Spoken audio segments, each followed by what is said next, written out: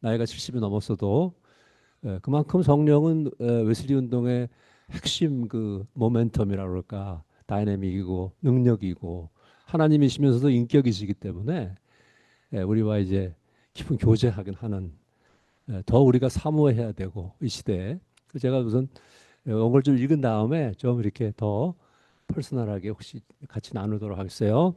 우리는 성령의 체험을 중요시하는 시대에 살고 있습니다.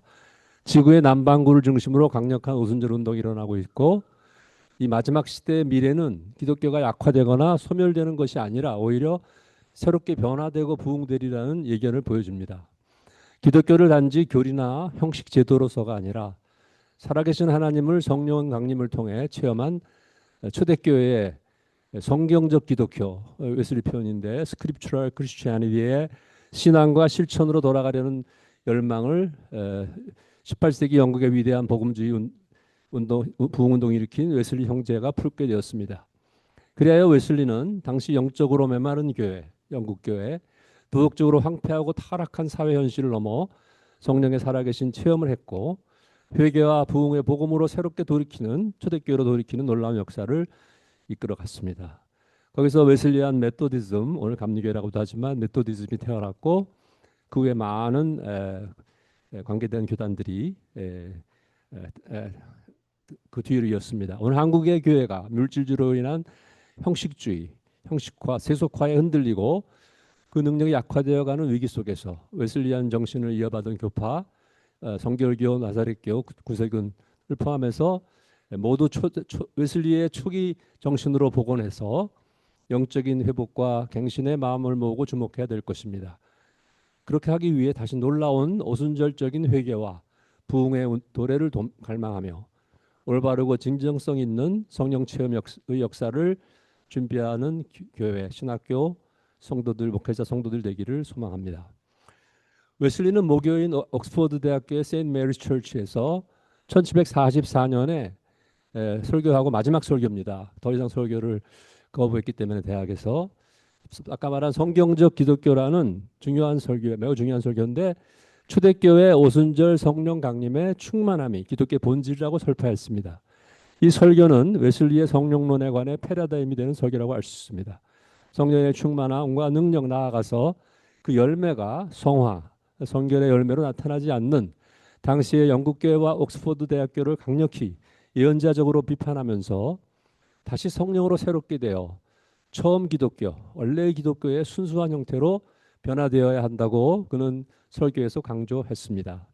그것이 바로 이른바 성경적 기독교의 회복입니다. 그리하여 성경적인 위대한 구원의 길, Scriptural Way of Salvation, 웨슬리 설교의 또 한 가지 제목인데 그 길을 밝히고 어떻게 사여야 생명으로 충만한 성령님의 사역에 의해 그것이 오늘 기독교인들의 삶 속에서 온전히 실현되고 구체화될 것인가. 그 설교를 여러분들 꼭 읽어보시고 더 깊이 묵상하면 좋겠습니다. 오늘 많은 문제들과 우리 이슈들이 우리의 교회와 신학을 흩어놓고 있습니다. 우리는 그러나 저는 항상 생각해요. 우리는 본질로 돌아가야 되고 수많은 이렇게 다양한, 물론 다양이라고 하는 건 어쩔 수 없어 하나님. 그러나 그거를 유니파잉하는 힘이 있어야 된다. 교회는 하나로 그걸 묶을 수 있는 하나 되게 하는 힘.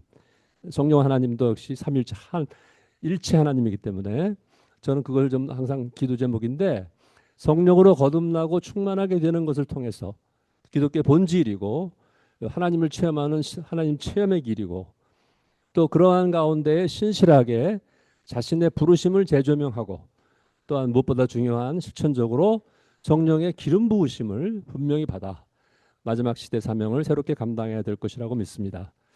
성령 이해는 첫째 제가 먼저 한 몇 가지 주제를 그냥 잡아봤는데 더 다른 거 많은 것만 좀 빼고 좀 집중해서 준비해봤습니다. 성령의 역사의 본성.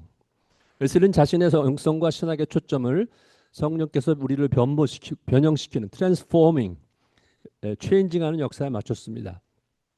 그의 신학은 종교개혁자인 루터, 칼빈과 달리 성령론이 그 중심을 이루고 있습니다. 16세기 루터는 로만 카톨리시즘의 전통과 권위의 교회 권위에 집중한 성례전 중심의 신학과 공로주의가 있었고 거기서 루터가 오직 믿음으로 의롭다함을 받는 교리, 가장 중요한 교리 사도 바울의 칭의론을 재발견하면서 종교개혁이 일어났습니다.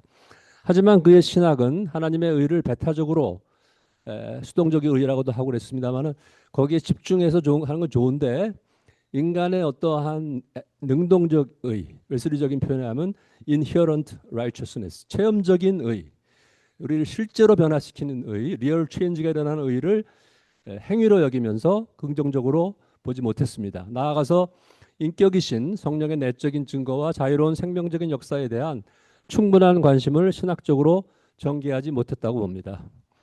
루터와 칭의론에 있어서 일치하지만 더 발전시킨 제2세대 종교개혁자 칼빈은 하나님의 주권, 가장 중요한 칼빈의 사상이죠. 그걸 강조하고 특별히 나아가서 거기서부터 이제 논리적으로 추론되어 나오는 건데 예정론.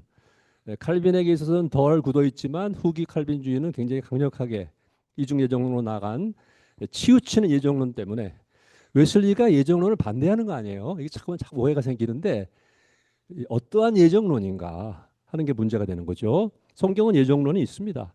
칼빈 또 루터 또 어거스틴 바울까지. 웨슬리는 칼빈주의에 대해서 부정적이고 좀 걱정이 있었던 것이죠. 하지만 중요한 것은 칼빈은 루터보다도 성령으로 말미암은 성화의 사역에 강조함으로써 웨슬리적인 성령이와 가깝다고 볼 수 있습니다. 오히려 더 나아가서 영국 교회 전통에서 성장했던 웨슬리에게는 영국의 종교개혁 신학, 이제 영국 교회 신학이죠.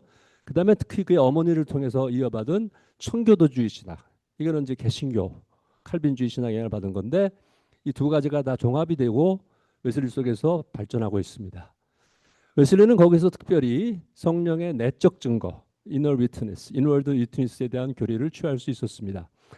웨슬리에게 있어서 하나님은 철학적 사유나 지식의 이론적 대상이 아니라 우리를 만나주시고 힘을 주시며 우리 안에 거하시는 생명을 주시는 영이신 것입니다.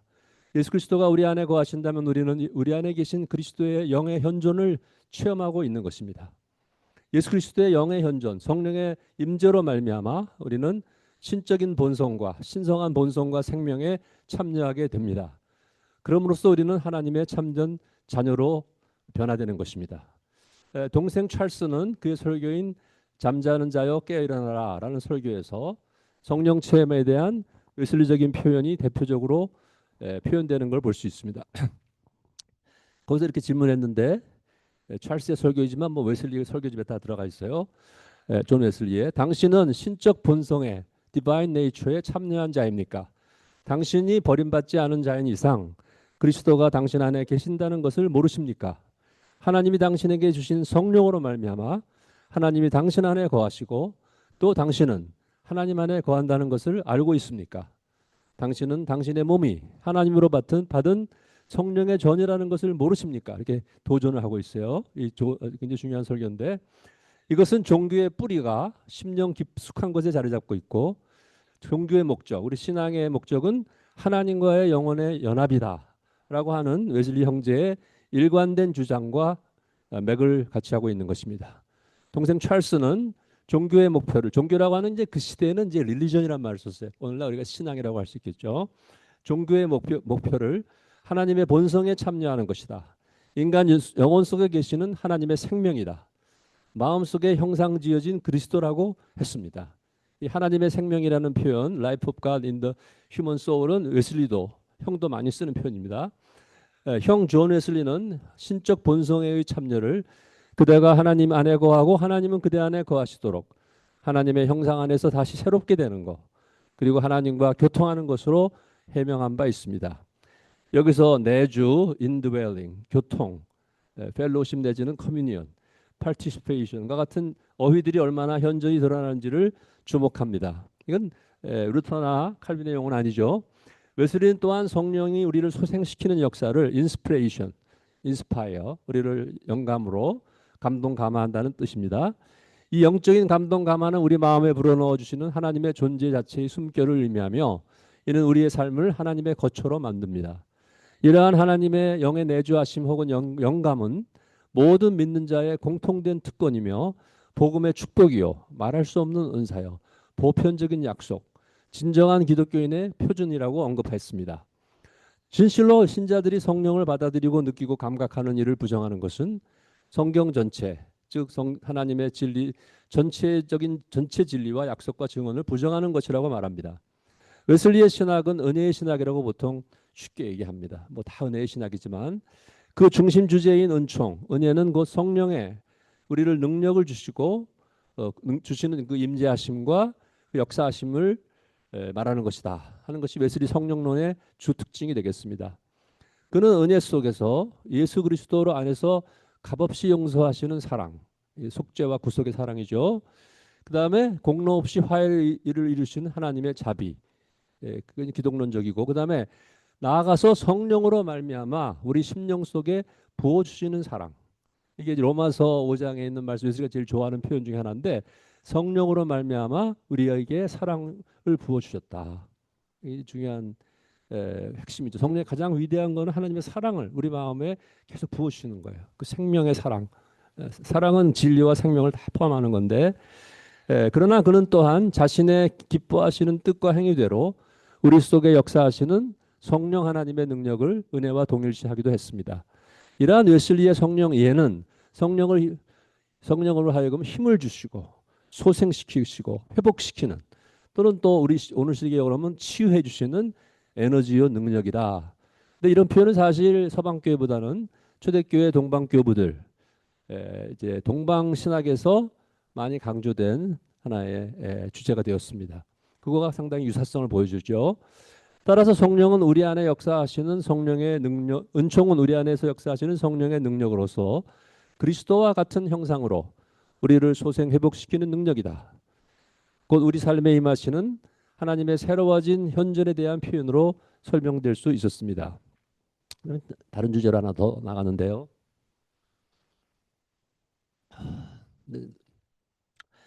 3번 성령의 감지와 확증의 결의. 이걸 빼놓을 수 없는데 이 감지라고 하는 거는 이제 영어로는 perception, 센스란 뜻이에요. 센스. 우리가 성령을 감각한다. 웨슬리의 중요한 표현이 나오겠지만 이 웨슬리의 이 신학을 가장 주제로 보는 것은 경험주의입니다. 경험주의. 영국의 엠피리시즘이 웨슬리에게 큰 영향을 미쳤기 때문에 대륙하고 달라요. 대륙은 합리주의이고 관념론에 빠졌지만 근데 웨슬리는 이 경험주의적인 인식론을 성령론으로 발전됐단 말이죠. 그것을 웨슬리가 우리 삶에 임하시는 성령의 은총의 역사를 우리가 감지할 수 있다. 어떤 이성적으로 어떤 인식하고 추론하는 것이 아니라 감지, perceive, sense할 수 있다. 또 직접적으로 간접적인 얘기도 했습니다만은 그는 당시에 그가 매우 존경했던 옥스퍼드의 철학자 존 로크의 경험주의적 인식론을 발전시켜 물론 수정하고 발전시켰죠. 똑같이 따르는 거 아니에요. 철학으로 독특하게 영적인 인식론, 체험적, 경험적 성령론을 전개했습니다. 웨슬리는 이런 감지의 가능성, perceptibility를 sensus spiritualis라고 하는 영적 감각이라는 경험론적 용어로 설명했습니다. 그는 신생, 거듭남에 대한 따르는 큰 변화 가운데 신자들은 신적 현존을 감지할 수 있도록 영적 감각을 나누어 받게 된다고 말했습니다. 여러 군데서 이게 표현이 나옵니다. 이러한 영적 감각은 물리적 세계와 유사하게 평행되게 하나님은 물론 영적 세계, 하나님과 영적 세계와 우리가 교감할 수 있고 서로 이제 통한다는 거죠. 성령으로 거듭난 자, 다시 태어난 자는 이제 하나님을 감지할 수 있습니다. 센서블 한단 말이죠. 그리고 확실한 체험으로 말할 수 있다. 당신은 나의 침상 곁에 그리고 나의 길 가까이에 계십니다. 나는 나의 길 어디서나 당신은 느낍니다. 웨슬리가 이제 올더스 게이스도 느꼈다는 말을 썼거든요. felt, 느꼈다. 인식이 아니라 어떤 지적인 하나의 승인으로서의 신이해가 아니고 신체험을 어떻게 성령을 통해서 우리가 느낀단 말이죠. 이게 좀 위험하긴 한데 이제 그걸 극복해야 됩니다. 주관주의의 위험을. 웨슬리는 은혜의 감지 가능성을 성령의 역사를 통한 하나님의 은총과 인간의 응답 사이의 시너지라고 하는 또 독특한 웨슬리의 신학을 복음주의적으로 발전시켰고 하나님의 어떤 이니셔티브만 아니라 믿는 자들은 그냥 수동적인 게 아니라 능동적으로 리스판서, 메닥스는 그걸 다 리스판서블 그레이스라고 말했는데 응답하고 참여함으로써 그게 힘이 가해지는 거죠. 서로 합쳐져서 단순 수동으로 하는 게 수동으로는 이제 정적주의에 빠지니까 루터가 그런 하나님의 주도적 행위뿐만 아니라 믿는 자의 응답적 행위에 의해 인간의 구원이 이루어진다는 사실을 명확히 제시했습니다. 여러 설교에서 이것은 그러나 가장 중요한 것은 성령의 중보를 통하는 것이다. 성령이 중보하심으로 이것이 된단 말이죠. 초자연적으로 즉 선행 은총을 또 웨슬리가 독특하게 강조했는데 오해도 많이 받는 교리지만 자연적인 것, 본성적인 것이 아니라 초자연적으로 우리에게 회복되어 있는 인간의 자유의지를 그 응답의 주체가 되는 것입니다. 이게 억지로 하는 거, 막 끌려가는 게 아니라 하나님을 자유롭게 우리가 은혜와 어우러져서 영적으로 우리가 성결하게 되고 우리가 정결한 삶을 살게 되고 하나님의 형상으로 변화되는 거죠.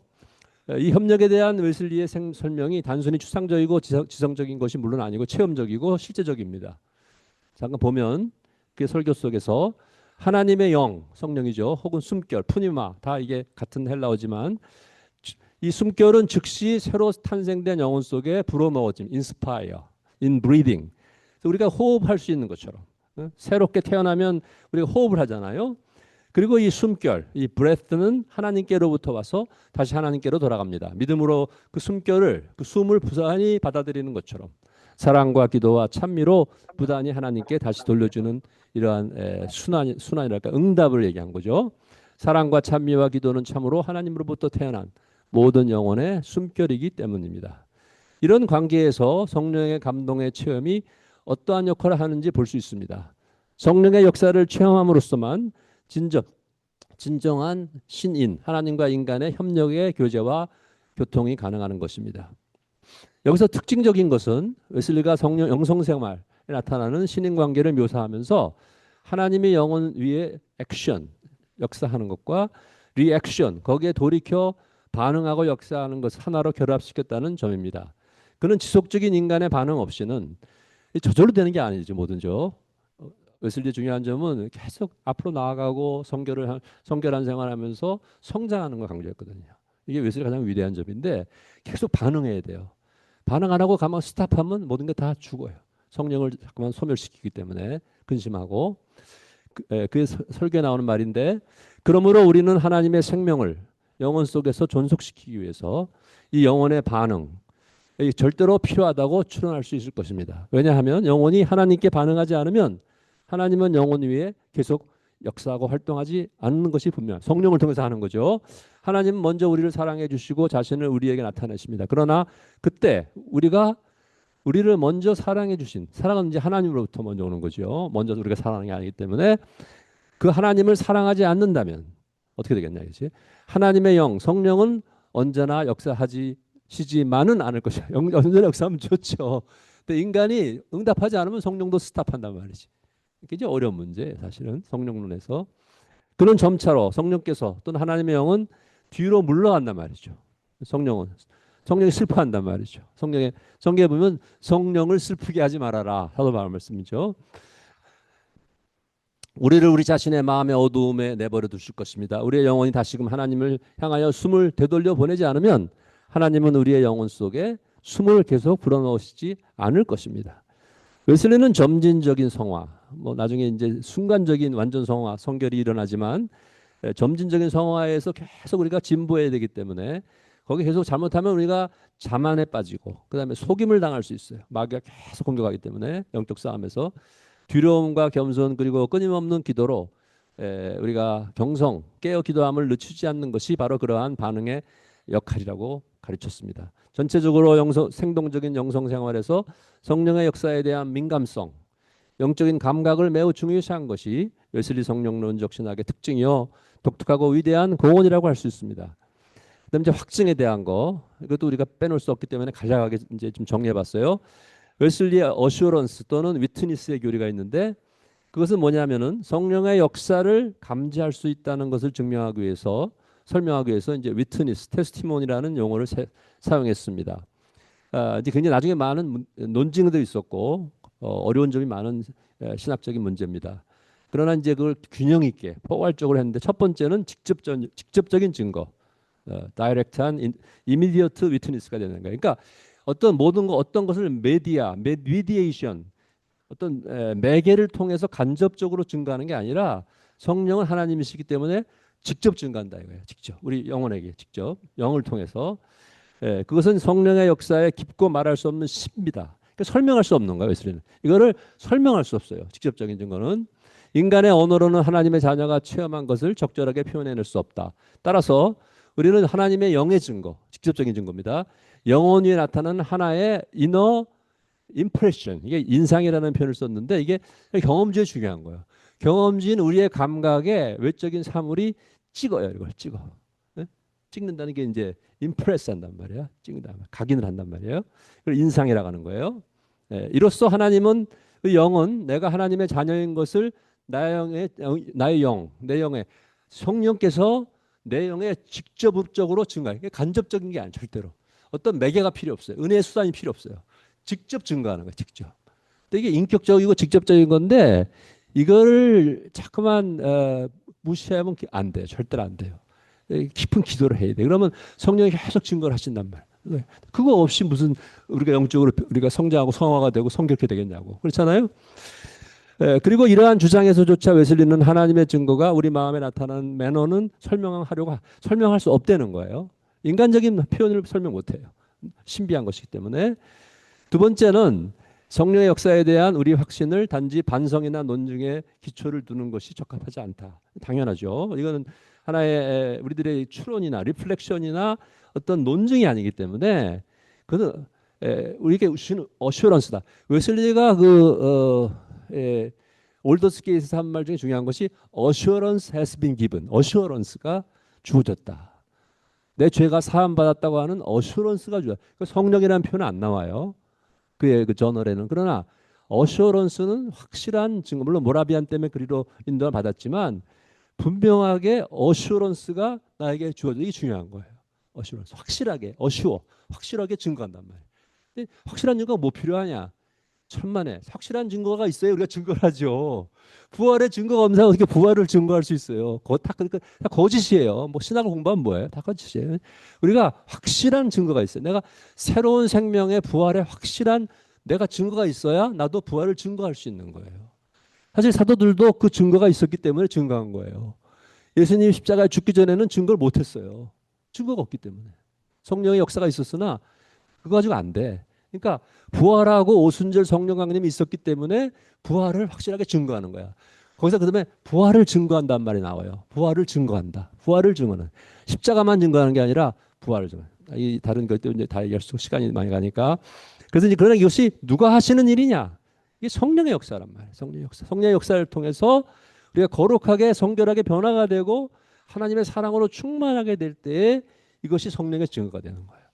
추상적인 게 아니에요. 하나님의 사랑이 충만하게 내 마음에 부어질 때, 성령으로 마음에 부어질 때 가장 어떤 다른 것보다도 확실한 거예요. 세상의 모든 다른 건 불확실해요. 사실은 뭐 과학적이고 수학적이고 추상적인 거 모든 것 다 불확실해. 사실은 그 사람들이 확실하게 얘기하지만 불확실한 거예요. 그거는 하나님만이 확실하기 때문에 나는 그렇게 이제 설명을 할 수 있어요. 그래서 하나님의 사랑을 체험해야 되는 거지. 마지막으로는 이제 간접적인 증거인데 다 아시는 바와 같이 성령의 열매.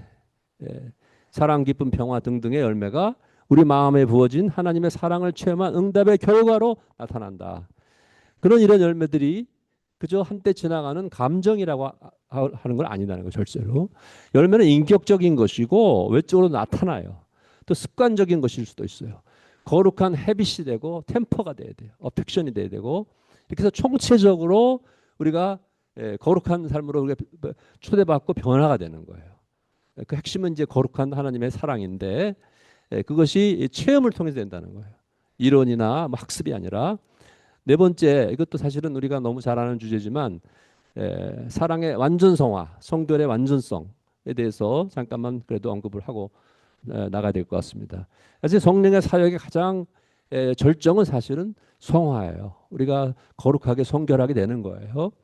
그것이 이제 기독교인 생활의 가장 그 면류관인데 이게 자꾸만 사람들이 잘 몰라요. 그리고 우리가 이걸 약화시키는데 이 성숙하게 성화가 되면서 우리가 하나님의 형상으로 변화가 되는 건데 이것은 체험해야 하는 것입니다. 절대로. 이거는 이상주의가 아니라 현실주의적인 거예요. 여러분들 웨슬리를 계속 연구하면 아시겠지만 웨슬리는 원숙한 영성 지도를 했습니다. 네, 메토디스트 속에서. 그러면서 발견한 것은 믿는 자들에게서도 역시 죄가 남아 있다. 웨슬리 설교가 있죠. Sin in the believers. 믿는 자들에게 죄가 남아 있는데 이걸 계속 싸워서 이겨야 돼요. 영적 투쟁을 하면서 우리가 거듭나서 영적인 생명을 부여받아요. 그러나 아직도 남아 있는 옛사람 때문에 전적 성화가 안 돼요. 절대로 남아 있는 걸 계속 해결해 나가야 되기 때문에 완전한 새로움은 없는 것이죠. 새로워졌다 해도. 그러나 이제 그 남아있는 죄는 지배하는 죄는 아니에요. 계속 우리가 싸워야 되는 죄죠. 우리를 지배하면 안 되니까 죄가. 그래서 계속 잘못하다가 또 죄의 지배를 받게 되죠. 유혹에 빠지면. 따라서 믿는 자들은 성령을 따라 행하고 성령이 그들 가운데 거하시면서 이러한 길투와 죄의 파워, 나중엔 죄의 뿌리까지 뽑아야 된다. 이게 완전 성화거든요. 죄의 그 being, 존재가 남아있어요. 계속. 완전 성화는 하면서 그것이 이제 제거된다고 봤어요. 근데 굉장히 컨트로버셜, 굉장히 논쟁적인 그때 그 신학이라고 할 수 있습니다. 칼빈주의자들 다 반대했죠. 영국 교회에서도 반대받았고 이걸 주장했어요. 성경에 입각해서 성령을 거스리는 육적인 욕심, 성령 영과 육의 싸움이 있어요. 그러나 지속적인 회개와 부단한 끊임없는 영적 성장을 통해서 뒤로 물러가지 않고 성화의 완전을 향해서 나가야 되는 거예요. 자, 그러면 성화는 하나님의 생명, 능력, 성령의 임재에 깊이 참여하는 리얼하고 그리고 트랜스포머티브한 과정이다. 이렇게 봐야 되겠습니다. 성령은 우리가 거룩해질 수 있는 직접적인 원인이 되고 성화는 은총에서 은총으로 점차 성숙해지는 변형의 역사입니다. 웨슬리의 성화의 영성은 은총 안에서의 점진적 성장, 마지막에는 순간적인 변화가 있습니다. 기독교인의 삶에 가장 중요한 주제다. 성령의 은혜로운 역사를 통해 인간의 내면성은 하나님의 형상과 라이크니스, 닮음으로 변형되어 다시 새롭게 되며 하나님의 원래 창조된 형상으로 회복이 됩니다. 그리스도를 통해서, 성령을 통해서. 웨슬리는 성화를 인간의 영혼 속에 존재하는 하나님의 생명이다. 하나님의 본성이다. 신성한 본성에 참여. 베드로서에 나오는 그리스도 안에 있는 우리의 그의 마음. 이 마음이라는 번역이 이게 사실은 정확하지가 않아요. 이게 마인드, which was in Christ인데 마인드는 사실 마음이 아니에요. 마인드는 이제 바디하고 마인드. 사실 정신이 더 정확한데 정신이라고 번역하면 또 사실 어감이 안 좋거든. 그래서 마인드는 사실 하트다, 하트. 하트라는 표현을 쓴 게 아니에요. 그리스도의 마인드다. 마인드라고 번역하는 게 더 좋아요, 오히려. 그리스도의 마인드에 우리가 참여하고 그것이 회복되는 거예요. 그것이 이제 물론 이제 마음이란 표현이 왜 이렇게 중요해요. 하트 릴리전이기 때문에. 릴리전 오브 마인드가 아니거든, 그것도. 그러나 웨슬리가 성화를 설명할 때는 Mind of Christ which was in Christ. Mind which was in. 그것이 있어야 된다는, 회복이 되는 거예요. 이게 성화인데 내면적 차원에만 국한시키는 것은 물론 아닙니다. 인격과 삶과 전체적으로 우리 삶 모든 것이 합해져서 하나님의 형상으로 변화되는 거죠. 그래서 이제 홀리 템퍼, 우리의 기질과 우리의 디스포지션, 성향, 또 마음의 이런 것들이 다 또 행동 이런 걸 뭐 하나라도 빼뜨리는 필요는 없어요. 이거 전체로 합해서 우리가 하나님의 거룩하심과 같이 우리가 거룩하게 변화가 되는 거예요. 그러나 그 중심은 뭐냐? 그것은 사랑이에요, 사랑. 사실 웨슬리가 제일 강조한 것은 다 아시다시피 사랑입니다. 보편적인 하나님과 이웃에 대한 보편적이고 disinterested, 어떤 이기적이지 않은 사랑을 통해서 거룩하게 우리가 성화된다는 거죠. 여기서 우리들은 올바른 감정과 행동을 그리스도인의 인격을 형성해 주는 것으로 가져야 될 것이고 또 행복을 강조했어요. 웨슬리가 행복, 해피니스와 홀리니스는 하나이다라고 생각했어요. 웨슬리가 해피니스를 강조한 거는 메토디스트 운동이 항상 행복함을 추구했어요. 취업풀하게 찬양을 행복을 주는 거예요. 슬픔을 이기고 고통을 이기는 길은 하나님 안에서 찬양하고 하나님을 언제나 기쁘게 우리가 예배드리는 데 있다고 생각했던 거예요. 사실 이 슬픔을 이기기 어렵거든요. 절망과 슬픔은. 근데 행복은 또 인간이 추구하는 행복이 아니거든요. 뭐 우리가 세상에서 추구하는 행복을 말하는 게 아니잖아요. 이거는 하나님이 주시는 팔복에 나타나는 것 같은 행복을 말하는 거죠. 하나님 선물이고. 웨슬리는 굉장히 관심이 많았습니다. 사실은. 그 다음에 이제 그 다음으로 넘어가겠습니다. 그리스도인의 완전이란 뭐냐? 완전. 계속 문제가 됐던 이 교리는 목표로서의 완전이다. 아우틀러 말한 것처럼 이거는 정태적인 하나의 스테이틱한 스테이터스가 아니라 텔로스, 헬라어로 텔로스, 우리의 목표, 온전함을 향한 목표이다. 하나님의 의도인 창조의 갱신과 회복은 완성을 지향합니다. 미완성이나 포기를 말하는 게 아니죠. 성령 하나님의 사역은 따라서 피조세계를 정화시키고 완전케 하는 것이다. 말할 수 없는 탄식으로 이 피조세계도 성령 안에서 변화되기 원하는 거예요. 이 모든 걸 변화시키는 성령의 체험이 없이는 기독교인의 완전에 도달할 수 없습니다. 웨슬리에게 완전은 못 받아도 인간 개체의 전 존재, 마음, 인격, 삶을 다스리는 하나님의 순수하고 완전한 사랑으로 충만하게 가득 채워지는 것을 의미합니다. 이 거룩하고 순수한 사랑이 충만해짐에 따라 그것에 반대되는 정감이라고 할 수 있는 죄의 정욕들 또 이게 어두운 것들, 부정적인 것들은 점점 decrease 감소하다가 마지막 순간에 완전 성화 entire sanctification에서는 그것이 root out 근절이 돼 버려요. 근데 이걸 사람들은 많이 이제 의심하고 웨슬리가 잘못했다고 이제 많이 비판했는데 우리 뭐 웨슬리아니즘은 이걸 이제 끝까지 우리가 어떻게 해석을 해야 돼요. 이러한 full love 충만한 사랑에 이르는 역동적 목표이고 이로써 우리는 사랑으로 완전히 인도함을 받아 하나님 혹은 신성으로 충만하게 된다. 동방교부적인 표현입니다. 사실은 웨슬리는 완전을 상태적 아까 말한 것처럼 어떤 상태로서 완전히 아니고 역동적인 목표로서 또 중요한 것은 다이내믹하게 하나님의 그레이스와 우리의 리스판스가 계속 코아퍼레이션. 그러니까 이건 언제든지 뒤로 물러설 수도 있고 fallible, fall도 될 수 있단 말이죠. 굉장히 그 어려운 교리예요. 이게 뭐 칼빈주의처럼 한 번 구원받으면 영원 구원 이런 게 아니에요. 언제든지 이룰 수 있어요. 그리스도인의 완전히 도달한 자도 다시 타락할 수 있어요. 이건 참 어려운 교리예요. 그렇죠? 그러나 이것이 적어도 웨슬리안 전통이라고 하는 건 우리는 부정할 수는 없는 것이죠. 그래서 구원의 완성을 향하여 퍼머넌트 프로그레스 한다. 그로한다. 이거는 사실은 니사의 그리고리 같은 동방 교부의 중요한 신학적인 사상입니다. 웨슬리는 영원히 증가하는 무한한 사랑의 가능성을 인정하는 것 같습니다. 이걸 충분하게 표현은 안 됐어요. 그리스도의 완전에도. 저는 사실 이 동방교부 쪽을 많이 연구한 사람이지만 웨슬리가 니사의 그리고를 읽은 적은 없어요. 그런데 마카리우스는 굉장히 심오하거든요. 초대교회 최고의 성령론적인 책이거든요. 마카리우스가. 굉장히 어려워요. 마카리우스가. 실천적인 것 같지만. 여기서 이제 웨슬리의 설명을 보면 시간적이며 이미 이룬 것 같지 아니한 인간적인 측면을 웨슬리는 굉장히 리얼리스틱한 사람이다. 이상적인 사람이 아니에요. 오히려. 그러니까 이제 퍼펙션은 완전히요 이상이잖아요. 그러나 그 이상만 하면은 천사적인 완전에 빠지는 거예요. 착각에 빠져. 그래서 웨슬리는 완전주의자들하고 싸워야 됐던 거예요. 그 사람들은 죽지도 않고 완전에 도달한다고 생각했어요. 죄도 짓지 않고. 그 여러분들 아시잖아요. 그 웨슬리 공부를 제대로 하는 사람. 근데 그것이 아니라고 하는 것과 싸우느라고 굉장히 어려웠던 거예요. 웨슬리의 그걸 우리가 알아야 돼요. 이미 이룬 것 같지 아니한 측면과 또 이룰 수 있다는 것 사이에 아주 묘한 긴장이 있어요. 아직과 아니에. 아직 아니와 이미 이룰 수 있다는 것과 이룰 수 있는 건데 근데 과연 이룰 수 있는 걸까? 되게 제일 쉽지 않은 거죠. 이게 이제 아주 굉장히 뭐랄까 미완결되는 문제라고 남아있단 말이죠. 근데 이거를 완결 지어지는 것이 답이냐? 칼빈은 완결 지었단 말이에요. 이중예정으로. 그럼 칼빈이 답입니까?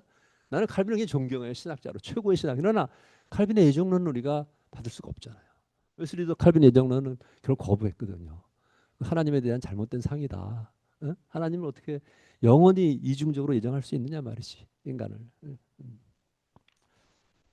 자, 그다음에 뒷장으로 넘어갑니다. 거의 끝나갑니다. 웨슬리가 주장하는 완전 영성의 핵심은 마음과 생활에 모두 순수하게 순결하게 되고 완전한 사랑이 지배된다는 것입니다.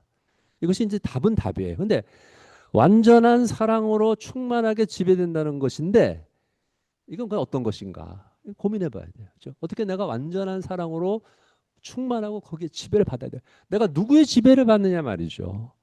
내 본성의 욕심의 지배를 받느냐. 남아있는 죄가 나를 계속 덤벼드는데 아까 우리 김바도 중요한 얘기했는데 제일 중요한 건 정적 투정이야. 죄와의 싸움이야. 근데 이거는 사람들이 이걸 쉽게 생각해. 가장 어려운 싸움인데. 예? 아무도 몰라. 내면에서 일하기 때문에. 그렇죠. 하나님은 굉장히 어렵게 생각하는 그런 십자가를 지는 건데 매일. 십자가에 자기를 못 박는 건데 나중에 얘기했지만 이거 하고 싶어 하지 않는단 말이죠. 그래서 기독교인들도 원하지 않아. 성도들도 원하지 않아. 근데 목사들이 이걸 갖다가 자꾸만 뒤로 제치고 얘기 안 하려고 그래. 성화도 그렇고 성결도 그렇고. 교회 가보세요. 응? 우리 성결이 어떤지 모르겠어. 감리교는 다 그래. 근데 이건 잘못된 거거든. 근데 잘못됐지만 고치기가 어려운 거야. 그렇죠. 언제나 사람들은 잘못되긴 쉬워요. 근데 고치기는 어렵거든. 그게 인간이에요. 하여튼 웨슬리는 인간을 잘 알았어. 자, 이제 마지막 정리합시다. 감리교도의 캐릭터라는 그의 책에 보면 굉장히 좋은 글인데 참된 감리교인 메소디스트는 하나님의 완전한 사랑으로 마음이 전적으로 정화된 순결하게 되고 충만한 사람이다. 설명을 할 수 있어요. 그러나 그것이 웨슬리 자신이 성화됐다고 얘기하지 않았습니다. 완전 성화가. 성화는 물론 계속된 과정이기 때문에 모든 사람들이 다 성화가 됐어요. 되어 가고 있는 거예요. 그러나 완전한 성화에 대해서 얘기하는 것은 굉장히 어려움을 부딪히는 거예요. 그러나 설명을 했습니다. 웨슬리가. 오로지 하나님에게만 마음이 고정되고 마인드가 고정돼서 모든 욕망이 하나님의 뜻에 일치하고 하나님의 모든 계명과 그리스도의 법, 율법, 사랑의 율법이 완전히 지켜지는 자가 성화된 메소디스트다 이렇게 설명한 거예요. 하나 이상이라고도 볼 수 있지만 단순한 이상이면 또 안 되거든. 현실화돼야지. 사랑이 그 삶을 온전히 지배하게 된 자. 이 사랑은 그리스도에 의해 완전히 구현된 것이기 때문에 십자가의 사랑이죠. 웨슬리는 완전을 마음과 삶이 거룩하신 하나님과 완전하게 일치되고 연합되는 것이라고 설명을 했습니다. 성령으로 말미암아 온전히 성화된 성결하게 된 완전한 사람들은 아까도 말했지만 which was in Christ 그리스도 안에 있었던 그 마인드를 지니게 된다 그랬어요. 그리고 그가 걸어가신 대로 우리가 행하다가 번역했지만 헬라어 따르면 걸어가는 거 walk 그가 행한 대로 행하는 것이다. 그리스도처럼 그리스도 안에 있던 모든 마인드를 품는 것이다. 그가 행하시는 대로 날마다 행하는 것이다. 다른 말로 하면 내적으로나 외적으로나 하나님께 헌신하는 것 마음과 생활 모두 완전히 헌신하는 것을 성화라고 하는 거죠. 여러분들식으로 얘기하면 성결이 완전 성결이죠. 우리는 이러한 성경적 구원의 길 전체에 있어서 하나님의 구원의 역사는 성령님의 감화와 감동을 통해 이루어진다는 것을 주목할 수 있습니다. 사실 완전론에서 웨슬리가 성령에 대한 이야기를 한 것은 별로 없습니다. 그냥 기본적으로 전제되어 있을 뿐이지 사랑에 대한 얘기를 많이 했어요. 그리스도 하나님의 형상에 대해서. 그리스도의 십자가의 구속은 오직 성령의 능력으로 말미암아 우리에게 가능하게 됩니다. 다 아시다시피 우리 안에서 거듭나고 거룩하게 변화되는 성화가 되는 전적인 성화의 목표를 향하게 해주는 것입니다. 마지막으로 좀 약간 다른 차원을 얘기했습니다. 새 창조라는 거 제가 이 박사학위 논문인데 사실은 우리 선생님이 또 책 낸 거기도 하고 런영 교수님이 지금까지 살펴본 웨슬리 성령 체험은 인간의 갱신, 리뉴얼 새 사람됨에 초점을 맞춰서 계속 발전되어 왔습니다. 사실이죠. 스타키라는 사람의 글에 의하면 하나님으로 말미암은 새로운 창조는 인간의 삶을 근본적으로 흔들어서 그 의지와 동기, 그 위에 인간의 내적인 힘을 변혁하지 않고 그대로 놔두지 않습니다. 따라서 인간은 여기서 사도 바울의 말씀처럼 죽음으로부터 새 생명으로 확실히 옮겨집니다. 나아가서 웨슬리의 글에는 또 다른 국면, 즉 모든 창조 세계의 갱신, 그가 후반부에 쓴 설교 속에서 여러 가지로 펼쳐져 있는데 나타납니다. 그의 구원론의 비전이 더 원대하게 확대된 것입니다. 후기 설교에서 통전적 범위에 있어서의 새로운 창조라는 주제는 웨슬리의 신학과 영성의 후기의 성숙한 표현이 되었습니다. 새로운 창조라면 성경적인 주제지만 웨슬리의 목표지향적인 즉 목적론이라고 합니다만 저희 선생님이 많이 강조했던 텔레올로지 텔로스적인 것인데 처음에는 인간의 갱신으로 시작해서 삼위일체의 경륜 속에 구원의 역사로 확대됩니다. 웨슬리에게서 새로운 창조 혹은 위대한 혁신은 단지 원상태로의 회복만을 의미하는 것이 아닙니다. 오리겐은 오리지널 크리에이션으로 회복되는 걸 생각했어요. 완전이라고 하는 개념을. 그러나 웨슬리는 오리지널 크리에이션으로 회복되는 것이 아니라 새로운 창조라는 개념을 가지고 그 새로운 창조, 뉴 크리에이션은 오리지널 크리에이션보다 far superior, 훨씬 더 위대하다, 훨씬 더 우월한 것으로 이렇게 말했습니다. 사실 동방교회 신학이라고 할 수 있어요. 여기서 그 이제 마카리우스의 설교에서 나와요. 이런 표현이. 웨슬리는 우주적인 뭐랄까 존재론적으로 우주적인 구원을 인간의 구원, 물론 인간의 구원이 제일 중요한 데고 핵심인데 인간의 구원을 중심으로 전 우주가 변형되어서 새롭게 되어지는 이렇게 보는 거죠. 요새 이제 그런 신학에 많이 또 나타나고 있는 주제이기도 한데 그래서 성령 체험을 인간의 그 내면적이고 인격적인 것에 국한시키는 건 맞지 않는다 이거죠. 사실 성령은 태초에 천지를 창조할 때 삼위일체 하나님으로 창조하셨어요. 크리에이티브한 스피릿이에요. 그렇죠? 성령은 우리를 창조하신 영이에요. 우리도 영이잖아요. 영으로 창조했단 말이야. 그래서 하나님의 성령께서 인간 창조에 관여하시는 거죠. 성부, 성자, 성령. 그런 다음에 이제 웨슬리의 신학은 사실은 칼빈의 신학과 반대되게 컨수메이션 오리엔테이션. 그러니까 완성을 오리엔트하거든. 완성을. 그러니까 완성은 원창조로 돌아가는 게 완성이 아니거든. 칼빈의 신학은 예정론이 원창조로 돌아가는 거예요. 왜냐하면 영원한 원래부터 예정이 되었기 때문에. 과거지향적일 수 있어요. 잘못되면은. 물론 과거지향적이 아니라고 할지 않으나 웨슬리의 신학은 여기서 퓨처리스틱. 미래적으로 완성이 보이는 거예요. 요한계시록에 이제 모든 종말론에 다 새롭게 창조되면서 완성이 되잖아요. 제가 박사학위 논문 사실 이거 가지고 벌써 박사학위 논문 쓴 지가 벌써 몇십 년이 지나가지고 근데 그 후에 사실은 우리 선생님이 이 뉴크리에이션 가지고 책을 썼지만 약간 부족해요. 제가 볼 때. 근데 제가 한국에 돌아와서 신학적인 생활을 할 때 약간 영성적으로 돌아간 거야. 내가 웨슬리 신학을 계속 해야 되는 건데 그것도 운명이지. 제가 웨슬리 신학을 계속 했으면 거기에만 집중했으면 아마 이걸 좀 더 발전시켰을 거예요. 웨슬리 후기 설교를 쫙 연구해가지고. 근데 우리 선생님이 그거를 그의 중요한 저서 마지막 저서에서 사실은 전개를 안 했어요. 안타까운 거야. 책도 별로 두껍지 않지만 우리 런영 교수가 그래서 돌아가셨지만 16년에 안타까워요. 그러나 저도 이제 나이가 많고 이 주제를 과연 어떻게 할 것인가. 이게 사실 중요한 웨슬리 신학의 한 국면인데 후기 웨슬리 신학에 있어서 하여튼 그런 건 간단하게만 언급해 봤습니다. 시간이 다 갔으니까. 그래서 동방교부를 연구하게 된 거예요. 근데 동방교부에 대해서 웨슬리가 심오하게 연구한 바는 없어요. 그가 글에서 쓰긴 했지만 근데 읽기는 읽었어요. 분명히 옥스퍼드에서. 그래서 이것은 이제 서방교회 신학이라기보다는 동방교회 신학이다. 동방교부들의. 그래서 그걸 알 수 있는데 이걸 좀 발전시키려면 상당히 거리가 멀어요. 아니 갈 길이 멀어요. 온 창조 세계를 이제 변형시킨다. 부활의 신학이기도 하고 사회 역사 창조된 우주 전체가 새롭게 변모되어야 된다. 바울 사도가 로마서에서 온 피조 세계가 탄식하며 신음한다. 성령이 말할 수 없는 탄식으로 하나님의 자녀의 그 자유로 회복되는 원한단 말이죠. 사실 그건 사도 바울의 로마서의 아주 위대한 신학적인 하나의 선포이기도 한데 이것을 뭐 웨슬리가 신학적으로 많이 발전시켰다기보다도 다시 말하면은 결론적으로 종말론적인 비전이 있단 말이죠. 종말론적인 비전. 웨슬리 신학을 종말론적으로 우리가 해석해야 된다. 그러면 종말론의 핵심은 뭐냐? 성령의 완성시키는 역사란 말이에요. 성령이 새롭게 하시고 완성시키는 것을 완성시키면 종말이 오는 거예요. 사실 여러분들 우리 성경에도 또 재림의 교리가 중요하잖아. 그렇죠? 예수님의 재림. 그렇죠? 그래서 이게 어떤 희망의 신학이지 사실 어떤 면에서요. 뭐 몰트만은 한 좀 굉장히 그 조직적이고 이론적 신학으로 전개했지만 자 마지막 읽고 마치겠습니다. 결론적으로 웨슬리의 성령론적 신학과 영성은 오늘 우리 시대와 세계에 매우 중요한 의미와 적용을 제시한다고 저는 믿습니다.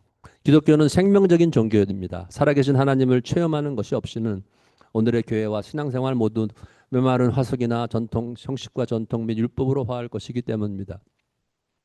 오직 성령을 받고 그 생명의 능력으로 하나님과 교제하며 살아계신 하나님을 감각하며 살아갈 때 복음은 전파되고 교회는 살아나고 충만한 구원이 이루어질 것입니다. 이를 위해서 오늘의 교회와 우리 모두에게 성령의 기름 부으심이 지속적으로 임재해야 된다고 믿습니다. 오늘 한국의 웨슬리안 계통의 교회들도 성경적 기독교를 추구하고 회복해야 됩니다. 그것은 성령께서 교회에게 하시는 말씀을 순종하고 경청하는 것입니다.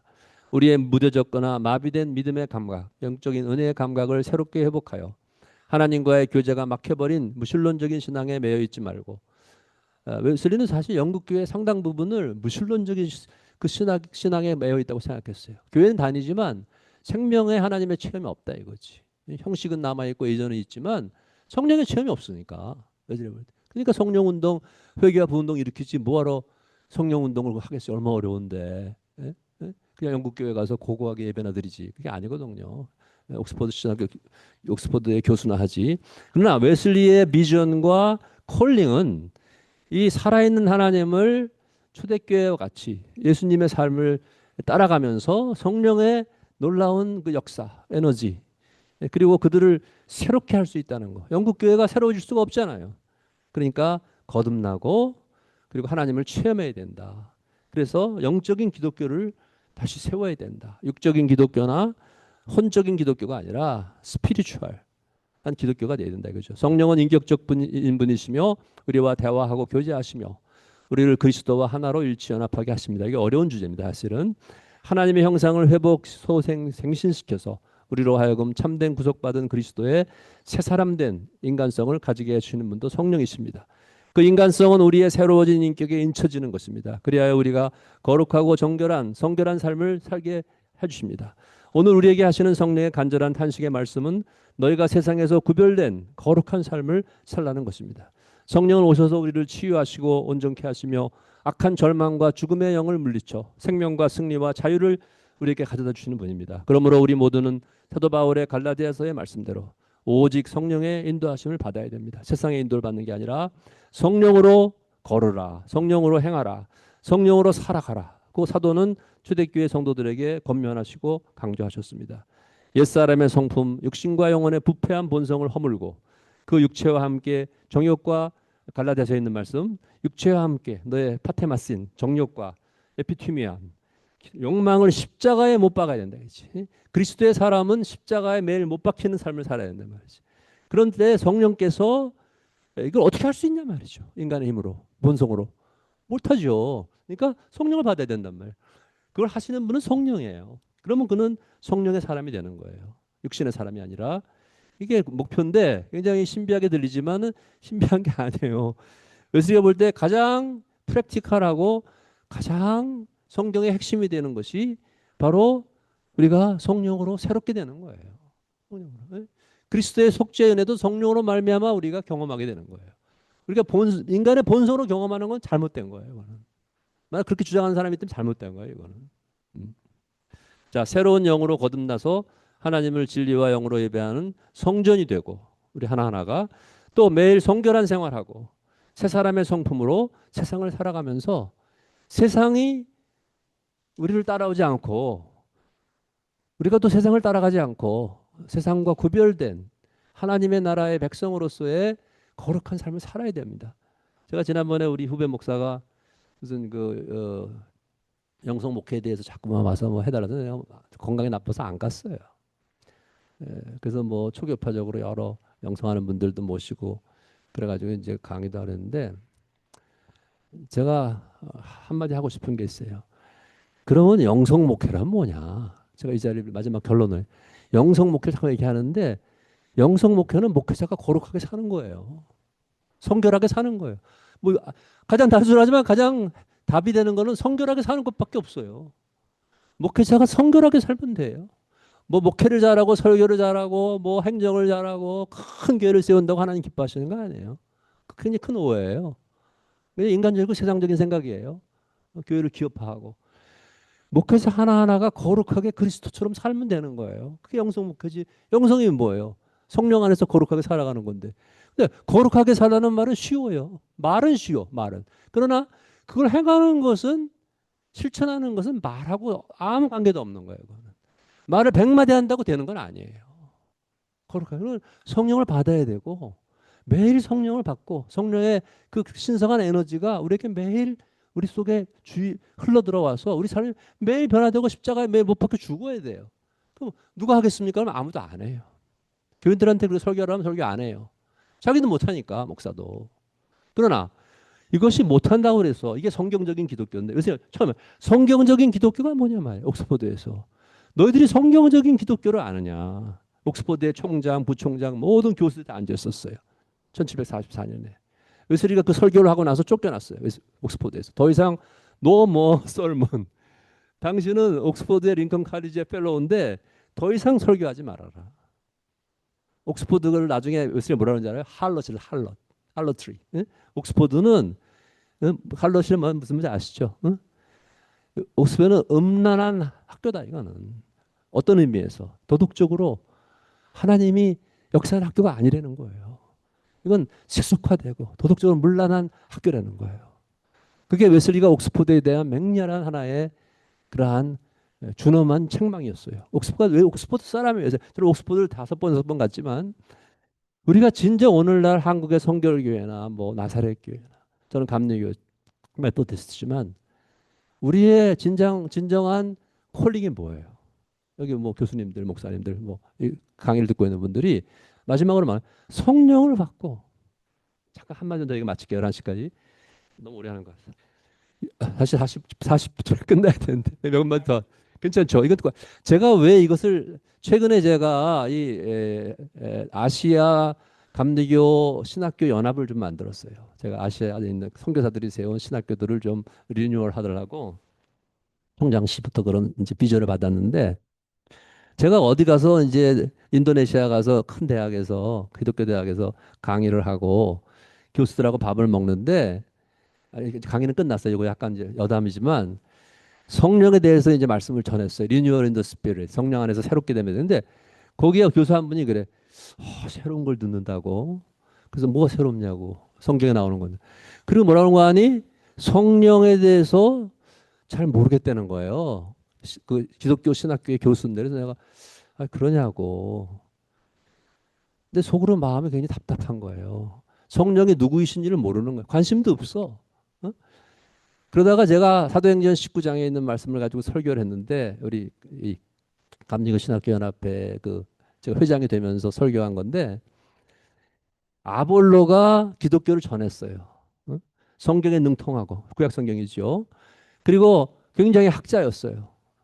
예? 우리 뭐 김 박사님이나 저나 신학교 학자인데 그런데 성령에 대해서 한마디도 한 적도 없고 성령이 계시는지도 몰라요. 사도행전 19장 읽어보세요. 어? 거기에 있는 교인들이 요한의 세례만 알지 성령의 세례를 모를 뿐만 아니라 성령이 계신 줄도 모르는 이렇게 나와요. 사도행전 19장에. 그러니까 오늘날 우리 한국의 교회가 물론 지나친 카리스마적인 치우친 성령 운동이 있을 수도 있어요. 그것도 조심을 해야 돼요. 웨슬리 당시에도 그런 열광주의가 있었으니까 광신적으로. 그러나 성령에 대한 것이 기독교의 가장 펀더멘탈한 삼일체 하나님이고 성령을 빼버리고 그러면 성부 성자만으로 하나님이 구성된다면 그건 기독교가 아니에요. 그러니까 이 성령론을 갖다가 소홀히 해도 안 되지만 너무 또 내세웠다. 웨슬리 당신은 너무 성령론을 내세운 거 아니냐. 어? 그렇지 않습니다. 웨슬리는 균형이 있어요. 그렇게 하고 그러나 성령의 역사에 대해서 우리가 무관심하거나 무감각하거나 그거에 대해서 두려워하거나 또 우리가 그것을 얘기하고 싶어하지 않는 것은 그것은 기독교가 망가지는 겁니다. 절대로 망가져요. 나는 그렇게 생각하고 믿어요. 여러분도 어떻게 생각하시는지 모르지만 제가 이 나이가 돼서 아직도 새벽마다 애통하고 하나님 눈물로 기도하고 성령을 간구하면서 살아가는 이유가 뭡니까? 그 성령의 새롭게 하심이 하루도 없으면 나는 또 죄짓고 나는 또 내 성화의 길에서 뒤로 물러설 수 있다는 것을 누구보다도 내가 웨슬리 학자로서 잘 알기 때문에 제가 감리교 신학대에 4년 동안 매주마다 기도원 가서 교수들과 기도 운동을 했어요. 그랬더니 다 옛날에 제가 저기 서울 어디야 저 신촌 성결교회 누구야 그 양반 그 나중에 은퇴하신 분 이정익 목사님 있는 데가 내가 강의를 한 번 했는데 이정익 목사 이유정 교수님 총장님은 좀 굉장히 변종이라고 좀 어떻게 감리교 신학대학에서 그 리버럴하고 진보적인 신학대학에서 총장이 매주 금요일마다 교수들 데리고서 기도원에 가서 기도를 하시냐고. 그래서 그게 웨슬리가 그렇게 하라고 그래서 하는 거예요. 나는 전공이 웨슬리고 죽을 때까지 웨슬리로 살다가 내가 뭐 더 위대해진 모델이 없으니까. 그리고 신학교 교수들이 기도 안 하고 딴짓만 하고 뭐 책 공부한답시고 헛소리나 하고 이런 교수들 많아요. 감리교만 있는 게 아니에요. 장로교, 뭐 성결교도 있을 거예요. 내가 성결교를 지금 얘기하는 건 내가 곤란하니까 얘기 안 하려고 그러는데 성결교 신학교 때 황덕현 총장도 내 후배 그러지만 고등학교 여러분들 이게 무슨 농담입니까? 무슨 이게 지나가는 얘기입니까? 아니에요. 절대로 아니에요. 신학교부터 개혁이 돼야 돼요. 어려운 문제예요. 어려운 문제. 제가 4년을 했잖아요. 그럼 현 총장은 그걸 하시느냐? 그걸 얘기하면 안 되겠지. 하기를 원해요. 내가 붙들고 기도도 많이 해주고 우리 후배기 때문에. 자, 여러분들 한국 교회가 살 길은 이제 그만해야지. 교회가 갱신돼야 돼. 다 알죠? 갱신 어떻게 되는 거예요? 사람이 막 열심히 하면 갱신돼요? 천만의 말씀. 사람은 아무것도 할 수 있는 게 없습니다. 성령 받은 사람이 매일 성령 안에서 새롭게 되면서 죄와 투쟁하면서 하나님 나라를 위해서 생명을 바쳐서 일하는 사람들이 이 교회를 새롭게 회개와 부흥운동으로 일으켜야 돼. 난 내 후배지만 유계성 목사가 가깝게 지낸 이유가 저보고 선배님 저는 같이 울면서 기도하는 그러한 신학교가 되기 원합니다. 그게 안 되잖아요. 우리가 하나님 나라에 대한 비전은 참 어렵고 고통스러운 것 같던 데는 자기 희생이 있어야 되고 말로 되는 것도 아니고 그리고 인간의 힘으로 되는 것도 아니다 이거죠. 저는 오늘 이제 맞춰야죠. 시간이 지났으니까 성령께서 하시는 일에 우리가 순종하고 그리고 거기에 최선을 다해 나를 희생하고 헌신해야 돼. 희생하고 헌신을 하는 사람이 없이는 아무것도 되지 않습니다. 결론은 거기서 끝나겠어요. 근데 그것도 자기가 뭐 영웅적인 마음을 가지고 뭐 뭘 해야 되겠다 이런 거는 큰 착각이에요. 성령께서 말할 수 없는 탄식과 기도로 내 안에서 나를 변화시켜서 나를 사용하시는 거에 불과한 거예요. 저는 웨슬리가 그러한 사람이었다고 믿습니다. 위대한 우리 기독교 역사 가장 위대한 하나님의 거룩한 사람 중에 하나인 웨슬리는 웨슬리안 감리교를 세웠고 오늘날 성결교와 모든 교파들의 아버지인데 오늘 이렇게 깊이 신학적으로 또 실천적으로 고민하고 기도하면서 이 무더운 여름을 잘 뚫고 나갑시다. 감사합니다. 약간 길어져가지고 다른 얘기까지 하느라고 고맙습니다. 초대해 주셔서 네 감사합니다. 그치? 네, 예, 우리 이우정 박사님께서 존 웨슬리 목사님의 성령론을 그 어떤 발제나 책보다도 더 명확하고 또 일목요연하게 정리해 주셨는데 제가 좀 염려되는 것은 이거를 빠른 속도로 해주셨기 때문에 우리 목사님들이나 지금 참여하시는 우리 신학도들이 얼마만큼 소화할 수 있을까? 예, 이제 그게 예, 수용성의 문제인데 한번 네, 한 번 더 읽어보시면 돼. 예, 한 번 더 읽어보시면 됩니다. 그래서 몇 가지만 좀 이제 복습 삼아 제가 정리해 드리고 그리고 이제 우리가 좀 토론을 했으면 좋겠습니다. 첫 번째로 이제 이우정 박사님께서 강조하신 이제 하나의 주장은 웨슬리에게 있어서 웨슬리는 이제 성화의 신학자니까요. 변화, 본질적인 변화를 강조하신 분인데 그게 성령이 변화하시는 역사에 초점을 맞춘 거다. 그러니까 웨슬리에게 있어서의 성화의 신학이란 다른 게 아니라 성령 신학이다. 이제 이 말씀을 예, 그 말씀을 해주신 것 같아서 그러면서 그 점에서 종교개혁자들과 구별된다.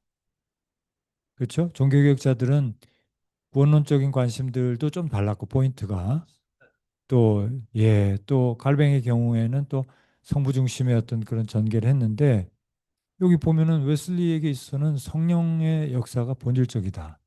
그러니까 어떻게 보면 교회론의 역사, 교회사에서 성령론이 가장 강력한 중심이었던 분이 웨슬리 목사님이고 또 중요한 몇 가지 성령론적 교리에서 공헌하셨다. 그죠? 그런 것들을 이제 강조해 주시고 종교개혁자들과 구별된 차별화되는 이제 존 웨슬리 목사님의 성령론을 이제 말씀 주셨고 중요한 자료들을 또 이렇게 잘 짚어 주셨어요. 첫 번째가 성서적 기독교. 우리가 성서적 기독교를 한두 번 이상 다뤘지만 이게 성령론에 관한 성령 중심으로 그 본문과 그 컨셉을 가지고 쭉 풀어냈다는 거를 저도 잊어버리고 있었거든요. 그래서 이거 읽다가 아이 가만히 있어봐. 다시 한번 읽어보니까 온 성령으로 도배되어 있어요. 성서적 기독교라고 하는 그 역사적 설교가. 그러니까 웨슬리가 볼 때 옥스포드는 성령이 있어요? 여기 성령이 있나요? 그 얘기를 하셨다라는 것을 찝어주셨고 두 번째는 참 그 잠자는 자여 깨어 일어나라라고 하는 그 찰스 웨슬리의 설교지만 존 웨슬리하고 일맥상통하기 때문에 이제 그의 표준 설교도 들어갔는데 그거를 또 우리 유정 박사님께서 중요한 자료다. 왜냐하면 거기에는 성령 체험에 관한 얘기들이 막 나오거든요.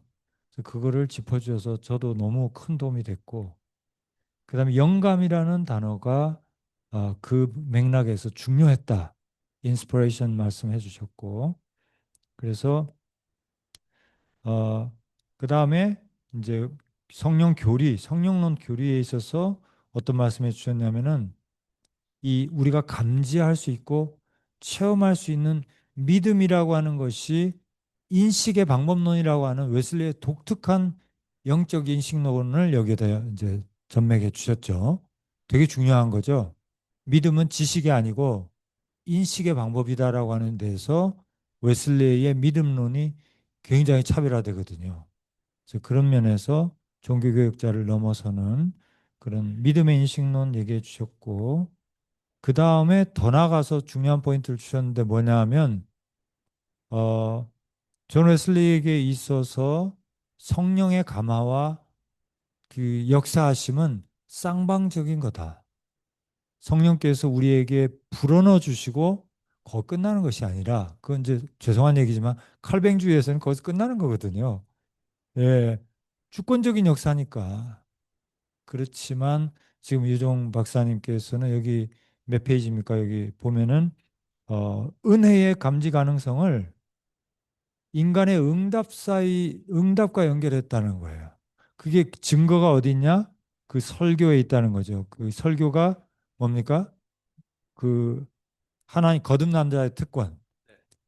거기 보면 제일 뒤쪽에 하나님의 불어넣어 주시는 역사를 얘기하면서 그 다음에 하시는 말씀이 인간의 거기에 응답하는 그 응답, 그것이 호흡이다. 하나님의 날숨과 우리가 그것을 들이쉬는 그 숨에 그것을 같이, 그래서 철저하게 존 웨슬리 목사님의 신학은 그런, 여기서도 인용하셨지만 복음적인 협력이라고 하는 그 틀, 이런 것들을 잘 보여주고 있다. 성령님의 역사가 인격적이다라는 거, 쌍방적이다라는 거, 우리의 응답을 필요로 하고 그것을 통해서 우리의 영적인 성장이 일어나게 된다라는 생명의 역사가 일어난 이런 것들을 정말 저는 딴 데서는 잘 못 봤거든요. 그래서 유정 박사님께서 성령론 쪽으로 잘 정리해 주셔서 큰 도움이 됐고요. 액션과 리액션의 그 표현들을 우리에게 가르쳐 주셨고, 그 다음에 이제 우리가 잘 아는 성령의 교리, 성령의 증거의 교리, 직접 증거와 간접 증거, 그 설교가 있지 않습니까? 성령님께서 우리가 하나님의 자녀됨을 증거하신다라는 성경 말씀을 그대로 받아가지고 우리가 구원의 확신의 교리로 그것을 가져가게 됩니다. 그래서 성령님의 증거라고 하는 정말 교회의 역사상 이런 교리를 이렇게 명확하게 강조하신 신학자 없죠. 그러니까 웨슬레를 모르는 분들은 이분은 실천 신학한 분이지 뭐 교리적으로 조직신학적으로 무슨 뭐 있냐, 전혀 그렇지 않습니다.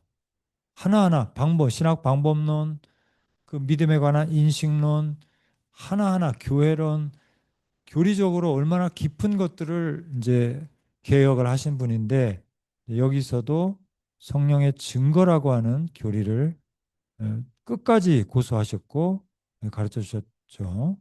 그리고 마지막으로 이제 유정 박사님 다루신 부분이 성화에 있어서의 성령님의 역사하심, 그리고 심지어는 더 나아가서 기독자 완전, 그리스도인의 완전에 있어서의 성령님의 역할, 이것들이 일반적으로 이제 웨슬리 목사님이 얘기하셨지만 이 부분이 매우 중요하다.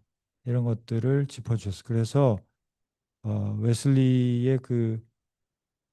웨슬리 목사님의 성령론이 어느 정도로 중요하고 우리 성령론의 역사에 있어서도, 그리고 저도 성령론을 가끔 가르치거든요. 가르쳐야 되고, 또 저도 박사 논문에서 이제 성령론을 주제로 했는데, 몰트만과 이제 화이트헤드를 했는데, 네, 철학적인 성령론으로 풀었는데, 이제 성령론 강의를 하면서 저희가 구약과 신약의 이제 성령의 가르침, 루악이라는 것과 이제 푸니마라는 것을 가르치면서 깨닫게 되는 거는, 가장 단순하게 얘기하면 구약에 하나님께서 주신 그 율법을 지키는데 실패한 이스라엘 백성에게 그것을 지킬 수 있게 해주시는 방법이 성령 주겠다.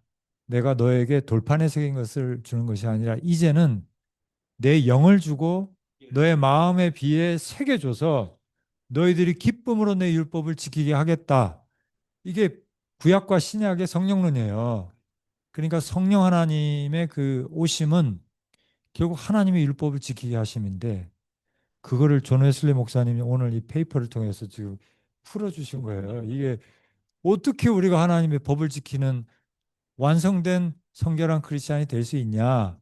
오늘 논문을 읽어보시면 그것이 성령론적으로 하나님의 의도하신 것들이 분명히 드러나게 되고 강론적으로 드러나게 될 줄 믿습니다.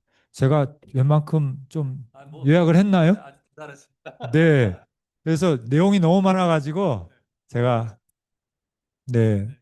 좀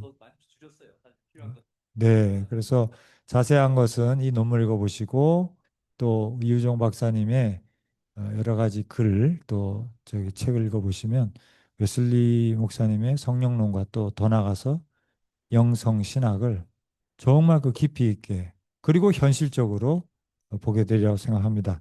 너무 저는 이거 읽으면서 참 큰 도움 받아서 여러분들에게 오늘 귀한 시간 내주신 우리 우리 동역자들에게 좀 나누고요.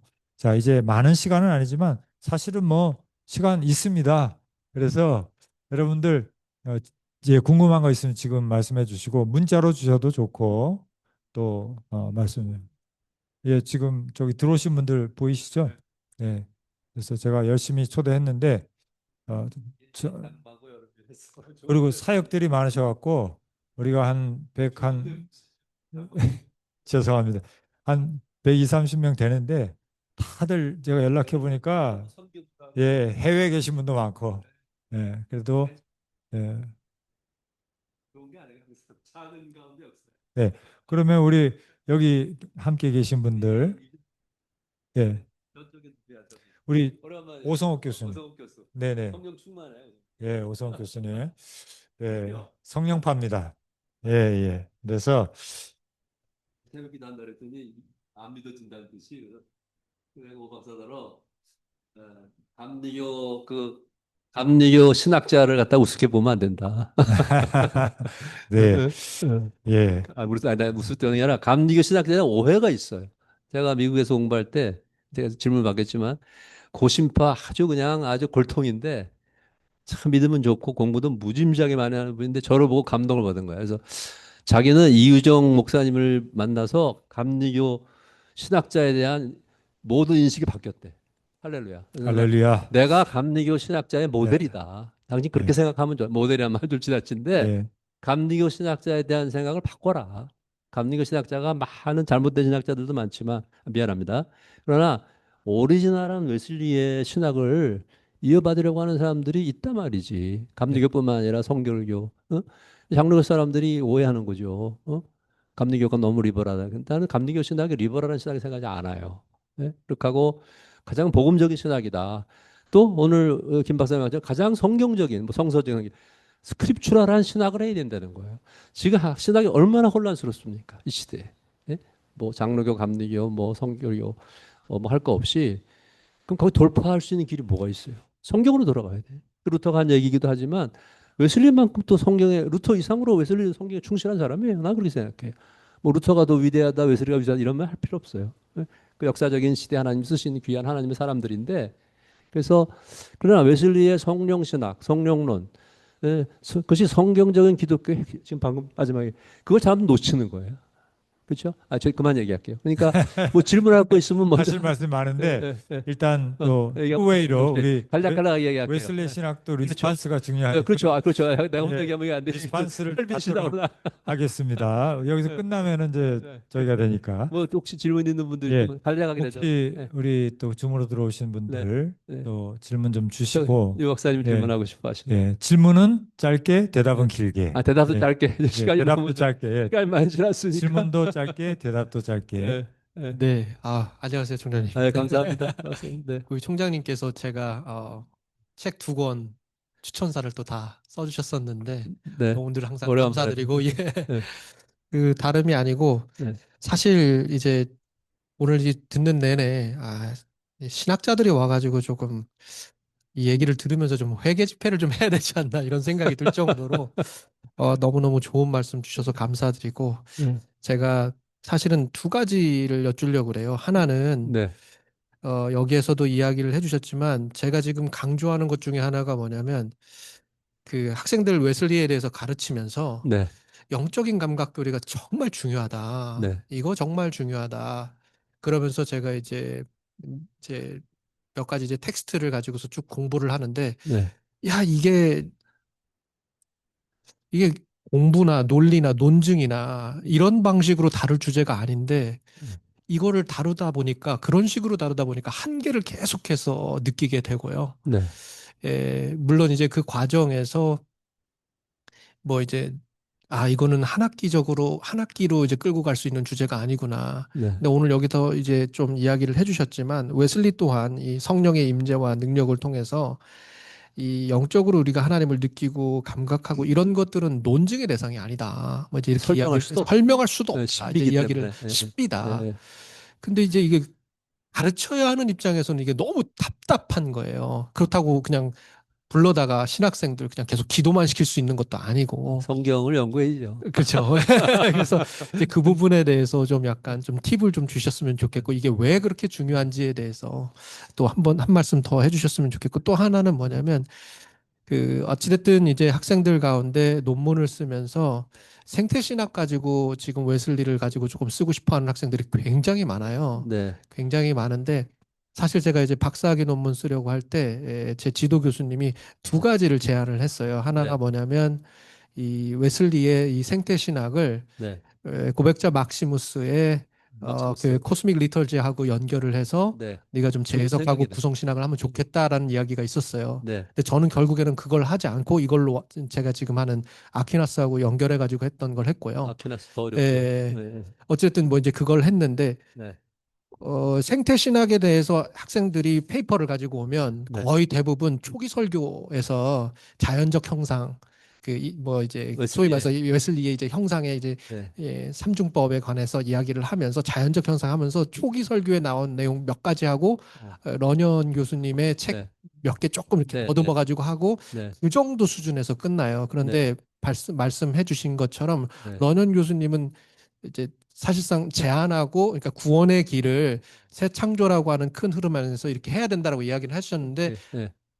조금 멈췄잖아요. 네. 이제 그 부분에 대해서 충분히 하지 못해 않았죠. 네네네네네 저도 그 이유는 모르겠는데 네네네네 그 부분에 대해서 좀 오케이. 학생들한테 어떻게 할지 그 부분. 학생들에게 하여튼 두 가지 하셨는데 제가 첫 번째 거는 이제 영적인 감각이라는 게 사실 웨슬리가 영적인 감각을 가르쳤다는 것조차 모르는 사람도 많아요. 관심도 없고 실제로 그럴 수 있어요. 근데 에, 결국 우리가 감각처럼 중요한 것은 없거든요. 눈이 멀었다 생각해 보세요. 아무것도 안 돼. 귀가 멀었다. 오늘 제가 성경을 읽으면서 시편을 읽다가 이제 그런 말. 우리가 눈이 없는 게 어떻게 듣겠냐. 우상을 얘기하면서. 우상들은 응? 눈이 있어도 보지 못하고 귀가 있어도 듣지 못한단 말이에요. 너희들이 우상을 섬기는 자들은 똑같은 거다. 너희들이 눈이 있어도 진짜 보지 못한다. 누구를? 하나님을. 귀가 있어도 듣지 못한다. 참 하나님과의 만남과 교통이 안 된단 말이죠. 우상을 숭배하기 때문에.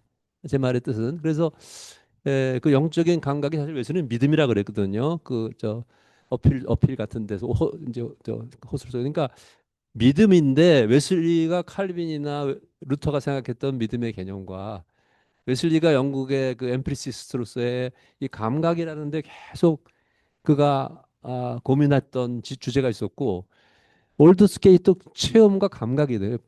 I felt 내가 느꼈단 말이죠. 그 전까지는 인식과 지적인 것과 영국 교회 교리까지 있었는데 느낌, 속죄의 그 어슈런스와 사랑의 그 사로잡히는 느낌, 체험은 없었던 거 아닙니까? 웨슬리가 결국은 그렇기 때문에 웨슬리가 제대로 아직 형성이 안 된 거죠. 그러니까 학생들과 이것도 사실은 수준과 성장의 성숙의 스테이지의 문제라 생각해. 나는 여기 뭐 교수님들 계시지만은 처음부터 너무 많은 걸 기대하지 말고 붙들고 계속 가야죠. 그렇게 하고 진정한 체험이 있어야죠. 근데 그 런던 교수가 크게 공헌하신 것은 체험에 대해서 잘 분석한 거예요. 그 책에서 뉴 크리에이션. 근데 아쉬웠던 거는 저희 선생님이시기도 하고 이제 그 책 출판하고 한국도 왔다 가시고 그랬어요. 제가 좀 저기 통역도 하고 2000년에. 근데 그 부분을 왜 그리고 그 이후에 런던의 제자들도 그거를 계속 발전시킨 사람 아무도 없어요. 돌아가신 지 지금 이제 10년이 지났는데 저는 그리고 지금 유 박사 얘기한 것처럼 유 박사님 또 연구해 보세요. 에머리스 공부하시지 않았나? 그러니까 이 생태 신학이나 이 우주적인 굉장히 중요한데 이거를 웨슬리가 뭐 그냥 성화를 얘기했다고 그래서 그게 어떤 내면의 문제와 어떤 인격적인 문제에 이렇게 갇혀 있는 것처럼 이렇게 웨슬리를 축소하는 거는 굉장히 신학적으로 오도된 거고 그 웨슬리에게 큰 비전이 있었던 거죠. 저도 이제 시간이 혹시 있으면 제가 좀 건강이 좀 회복됐으니까 여러 가지 이제 프로젝트가 있지만 모르겠어요. 제가 이 나이에 뭘 할 수 있을지 오 박사님은 물어볼 거예요. 그리고 그 정도 얘기하면 되겠죠. 네, 더 본인이 연구를 더 하셔야 될 것 같아. 또 새로운 분야를 개척하셨으니까 공부하시면서. 이어서 더 질문 주시고요. 저, 저도 하나 좀 여쭤보고 싶은 것은 우리 박사님께서 보실 때 지금 존 웨슬리 목사님이 제시하는 그런 성령님에 관한 이해와 또 거기에 기반한 성령 사역. 그래서 다시 말하면 웨슬리 목사님은 성서적 기독교에서도 하는 얘기가 우리가 초대교회처럼 되어 있느냐? 안 된 이유가 뭐냐 하면서 성령님의 어떤 역사하심, 열매 이런 것들을 얘기하고 네.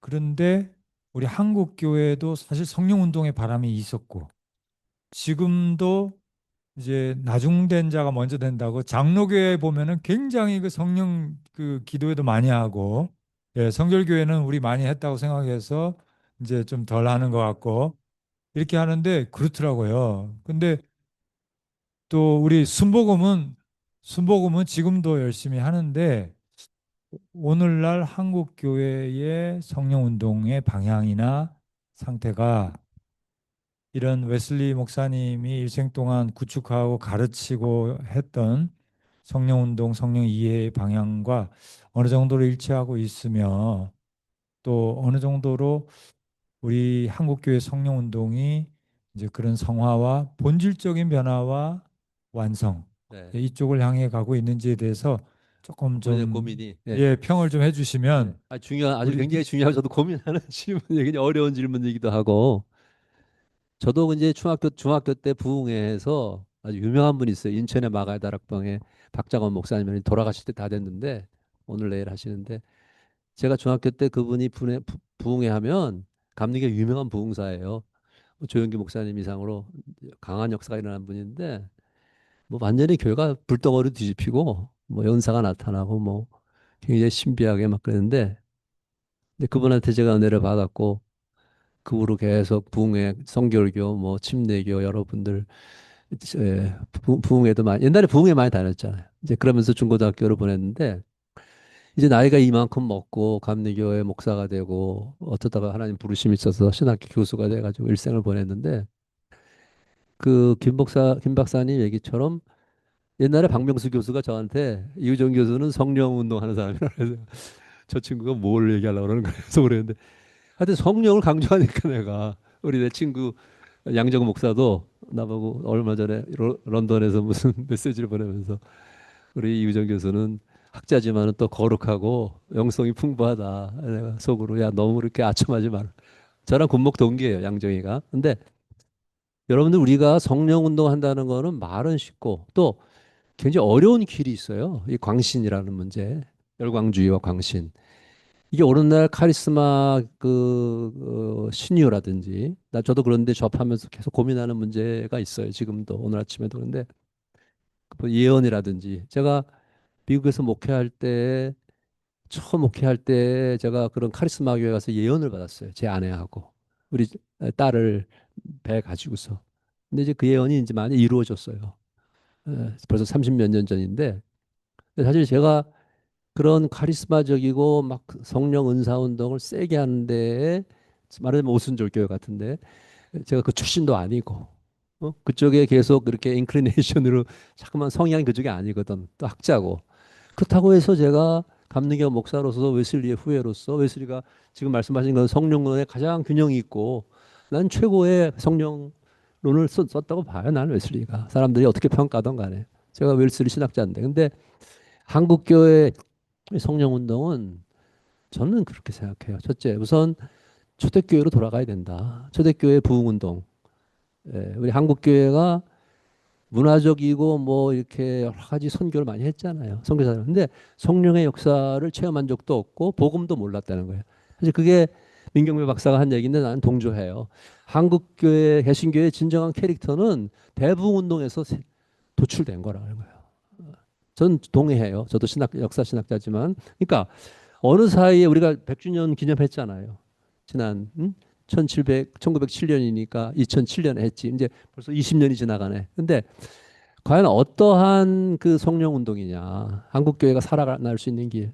남북 통일의 문제 같은 아주 진짜 고통스러운 분단의 현실도 있지만 성령 운동을 잘못하다가 보면은 제가 말하는 것은 굉장히 치우치기 쉬워요. 성령에 대한 이해가 굉장히 어려운 문제이기 때문에 아까 말한 것처럼 신비이기 때문에 막 말할 수 있단 말이에요. 그리고 자기가 착각에 빠지는 거예요. 그러니까 웨슬리 자신도 열광주의 무슨 프랑스 예언자들로부터 굉장히 큰 도전을 받고 완전주의자들하고 해서 그 시대에도 웨슬리도 큰 어려움이 있었어요. 그 부운동에 있어서. 그 오늘날도 한국 교회가 성결교든 감리교든 뭐 심지어 오순절 교회인 순복음조차도 이게 막 굉장히 신중해하고 성경적이고 그리고 뭐라고 해야 되나 참 설명하기 참 어려운데 성령에 대한 것이 참 어렵다는 거죠. 그러니까 이걸 쉽게 생각하고 막 쉽게 뛰어들다 보면 자기가 어디로 가는지를 모르는 거라. 성령의 요한복음에 뭐라 했어요? 성령이 어디로 가시는지 바람이 부는 것처럼 모른다는 것처럼 근데 그게 데인저, 위험이 있는 거예요. 그래서 그렇다고 해서 성령을 모른다고 하는 거는 더 문제가 되고 말이죠. 그러나 여기에 목사님들이나 우리 성결교든 뭐 장로교 목사들이 부흥회 한다는 지금 뭐 성령운동 한다 그러는데 난 뭘 하는지 모르겠지만 여하튼 역사와 뭐 칼빈도 성령에 대해서 많이 얘기했어요. 굉장히 중요한 신학적인 공헌을 했고 그러나 우리 웨슬리안들이 그 성령운동을 너무 어떤 그 이모셔널리즘에 빠지면 안 되고 첫째 감정주의 그다음에 헷갈려요. 이게 성령운동이 잘못하면 성령을 굉장히 이렇게 혼란스럽게 캡처한다고. 저는 솔직하게 얘기하는 거예요. 근데 계속적인 자기 정화가 필요해. 비전에. 한마디만 비전에 자기 정화가 필요한 거야. 영적인 스피리추얼 비전. 그것이 사실은 영적 감각인데 비전 똑바로 봐야 될 거 아니에요. 헛걸 본다면 자꾸 헛걸을. 그러니까 언제나 그러한 위험이 있고 마귀는 교묘하게 양가죽 뒤집어 쓰는 일들이 있기 때문에 언제나 우리 목회자나 신학자들이 하나님 앞에 신실하게 정직하고 그리고 하나님 말씀에 입각해서 성령 운동을 해야 된다는 거죠. 뭐 너무 얘기가 길어졌는데 그러나 제가 제일 중요한 얘기를 하는 겁니다. 웨슬리도 당시 어떤 카리스마적인 운동이랄까 오늘날 보면 성경에 입각해서 이거를 우리가 테스트해 봐야 된다. 언제나. 그리고 웨슬리만큼 성경에 충실한 또 목회자 그 신학자가 몇 명이나 되겠습니까? 루터가 그럴까요? 칼빈이 그럴까요? 그러니까 제가 얘기한 거는 성경적인 게 중요하다는 거예요. 스크립처. 그러나 그 얘기는 성령 운동을 바르게 해야 된다. 또 안 하는 게 아니라 더 열심히 해야 되는데 많은 유혹이 있다는 거죠. 제가 뭐 얘기가 좀 다른 데로 흘러갔으면 모르겠던 비판적인 거 없이 무비판적으로 막 성령 운동한다 그러면 사람들 보기에 순간적으로 거기에 우리가 이렇게 유혹을 받을 수가 있어요. 나는 순복음교회에 대해서도 그렇게 생각해요. 그러니까 모든 것이 다 맞다 이렇게 생각하면 안 되고 진정하고 참으로 하나님의 뜻과 말씀에 입각한 성령에 대해서 계속 공부하고 말이죠. 성결교회도 그렇고 감리. 근데 그것조차 하지 않으려고 하는 게 난 문제라고 봐요. 감리교도 뭐 성령 운동이 미미하고 하는 것도 없어요. 내가 죄송합니다. 감리교 신학자가 이렇게 얘기해서 그러나 그러면 안 된다는 거지. 내가 감리교 목사로서. 네, 감사합니다. 지금 지적해 주신 것처럼 성령 운동에 많은 혼란이 있을 수 있다. 그래서 사실 우리 주위에도 보면 성령운동 출신인데 거기서부터 아주 거리를 두고 아예 안 들어간 사람도 있어요. 많이 있어요. 예, 제가 지난번에 만났던 제 친구 유진 피터슨 목사님도 한번 한번 만나서 친구 사이 됐어요. 돌아가셨지만 그분도 제가 들여다보니까요 수목금 출신이에요. 어머님이 순복음 거의 사역자셨고 순복음 그 은사주의 운동하는 교회에서 자라면서 그 폐해를 본 거예요. 거기에는 체험도 있고 열정도 있고 변화도 있지만 그 은사주의 안에 있는 그 프리처, 홀리 스피릿 프리처들이 있잖아요. 그 지방에 다니면서 그분들이 가끔 우리 영화 보면은 정말 악소리 나거든요. 그럴 정도로 신학이 없고 또 지식이 없고 성경이 약하기 때문에 윤리가 없기 때문에 본인이 장로교 신학자로서 끝까지 가셨잖아요. 예. 그래서 참 우리 인간이 안타까운 것이 지식에서 출발한 사람은 영성이 떨어지고 또 그런 데서 자라신 분, 영성을 해서 자라신 분들은 기도원에서 사신 분들은 신학을 우습게 여기기도 하고 또 자빠지기도 하고 그 다 미국의 유명한 그 TV 이벤젤리스트들 다 한 번씩 자빠지는 이유가 예, 그런 이유가 근데 예, 지금 말씀하신 대로 너무 감사한 것은 존 웨슬리 목사님은 그 어려운 체험과 성경이라고 하는 성령과 성경이라고 하는 그 중심을 놓지 않고 가셨다라는 거고 이 그냥 말로 그 뭐 웨슬리를 이렇게 다독이는 게 아니고요. 웨슬리 목사님이 설교 그 성령의 증거라는 설교를 쓰실 때 그 두 편을 썼던 이유가 뭡니까? 체험적인 것을 너무나 강조하면서도 우리 영의 증거 다시 말하면 열매가 있어야 우리가 그것을 확증할 수 있다라고 얘기했잖아요.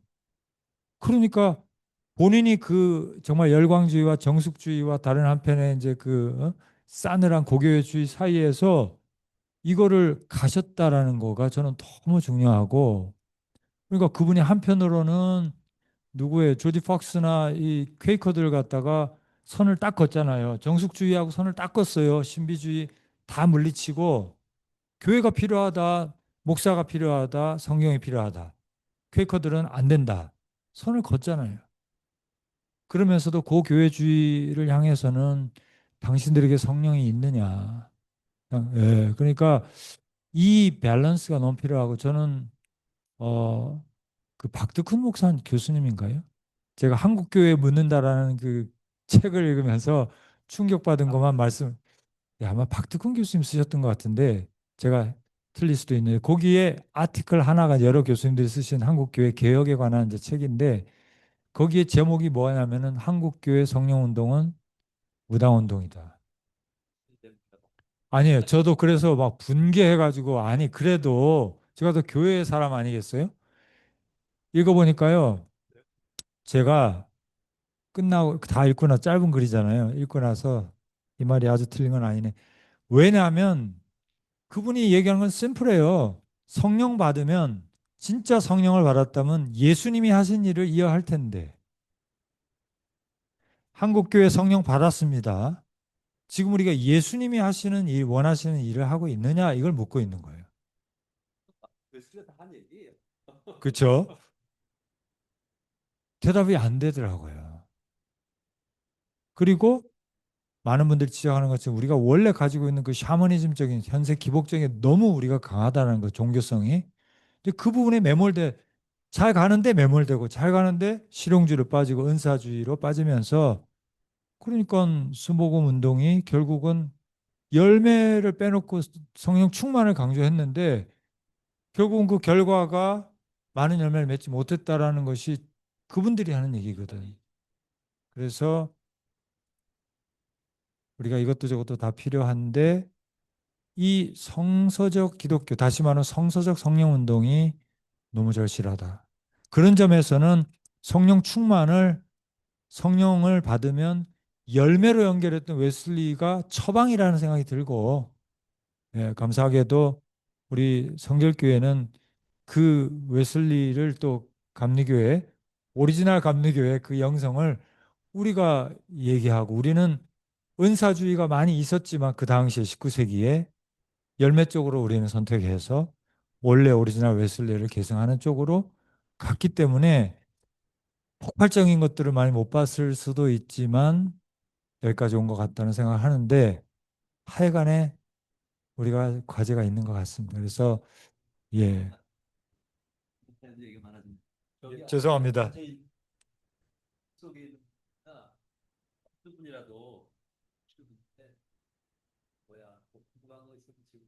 예, 우리 참여를 시켜야죠. 예, 줌 속에 계신 분 중에서. 우리 뭐 켜놓고 계신 분들 우리 다 잘 아시는 분들인데, 우리 최종학, 예, 최종학 목사님 반갑고요. 변증학 박사과정 지금 논문 쓰고 계시고, 김수민 전사님 반갑고요. 예, 한세영 전사님 반갑습니다. 최민성 전사님도 반갑습니다. 혹시 여러분 입장에서 또 정대호 목사님 들어오셨네요. 반갑습니다. 혹시 여러분 코멘트 좀 주시면, 오늘 또 중요한 큰 주제를 다루다 보니까 조금 길어지는데 양해하시고, 예, 질문이나 코멘트, 여러분 입장에서 사역자로서 네, 어떤 깨달음이나 또 도움이나 또 코멘트가 예, 해주시죠. 우리 최종학 목사님, 목회 현장에 계시는 우리 목사님, 오늘 웨슬리 성령 이해, 성령 사역 듣고 어떠셨어요? 예, 저는 우리 총장님 말씀 속에 너무 은혜를 받았고, 이렇게 정말 큰 도움이 됐습니다. 지금 이제 여름 시즌이기 때문에 교회들마다 다 이제 여름 사역을 이렇게 하고, 그 목표가 전부가 다 교인들의 성령 충만, 다음 세대 학생들의 성령 충만에 변화돼야 된다. 이거를 다 강조를 하는데, 제가 궁금했던 두 가지는, 실질적으로 우리 웨슬레는 자신의 성령 충만을 위해서 자신의 경건의 훈련, 경건의 생활을 어땠는지, 그리고 우리 총장님께서는 한국교회 또 이번 여름 수련회를 통해서 참여하는 이들이 이 성령의 체험을 받고 성령의 사람이 되기 위해서 실질적인 이 경건의 훈련은 어느 정도 수준까지 이르러야 되는지를 좀 목회 현장에 있는 목회자로서 여쭙고 싶습니다. 오늘 너무 강의 너무 좋았습니다. 감사합니다. 고맙습니다. 이름 성함이 최종학. 최조각 목사님. 네, 봤어요. 네. 네. 너무 감사하고요. 실제적으로 목회하면서 여름 수련회 뭐 저도 뭐 지금 나이가 많이 먹었지만 이제 수련회 산상기도회 뭐 부흥회 이런 게 한 여름 겨울에 있었는데 아, 좋은 말씀 하셨어요. 왜냐하면 한 번 뭐 은혜를 받아서 막 크게 진짜 뭔가 신비로운 체험을 한다든지 뭐 진짜 뭐 계시를 받을 수도 있고 말이죠. 뭐 영적인 어떤 투쟁과 신비를 체험할 수도 있고 그렇죠. 청소년기에도 그렇고 우리들이 이제 목회자로서 혹은 이제 진정한 이제 그리스도인으로 살아가는 동안에 근데 우리 목사님 중요한 지적을 하셨어요. 수련회 가서 어떠한 뭐 수련회 가기 전이든 후든 교회를 통해서든 성령을 체험하는 것을 성령님의 체험에 대해서 우리 교회가 상당한 에, 열심이라 그럴까 다시 뭐 제가 뭐 부정적으로 보는 건 아닌데 그 성령 운동을 해야 된다고 생각해요. 회개하는데 얘기가 길어지니까 저는 그게 뭐 웨슬리도 얘기할 수 있겠지만 웨슬리 설교 중에 신자들의 회개라는 설교가 있어요. 예? Repentance in Believers. 근데 신자들의 있는 죄와 신자의 회개인데 저는 회개에 대해서 좀 강조하고 싶어요. 실은. 그러니까 회개 생활이라는 것이 하나님 나라와 굉장히 뗄 수 없이 본질이다. 그러니까 아까 우리 이제 카리스마적인 운동에 대해서 얘기하면 회개라고 하는 것이 웨슬리안 셀프 이그제미네이션이 있어야 돼요. 항상 자기를 이제 저도 이제 폐암으로 이제 2년 이제 마지막 가는데 지난번에 갔더니 의사 선생이 더 이상 걱정하지 마시라고 이제 2년 지났고 몸도 정상이 됐으니까 내년 봄까지 약을 먹고 이제 정상적인 생활을 이제 레디 하시라는 게 마음이 그냥 기쁘더라고요. 의사가. 아주 뭐 제일 유명한 의사한테 갔어요. 세브란스에 그 폐암 센터에. 근데 저도 뭐 의사가 아니니까 우리 제 뭐 사위도 의사고 제 딸도 수의사고 그러지만 또 지바 의사가 많은데 그래도 우리가 의사의 전문성에 의해서 나의 병에 정확한 판단을 하고 이그잼을 해야 된단 말이지. 그러니까 이그잼이 사라진 게 또 큰 어려움이 돼요. 그러니까 웨슬리 놓치기 쉬운 게 웨슬리는 철저한 디시플린의 사람이에요. Man of discipline. 여기 성결교 우리 교수님과 목사님들.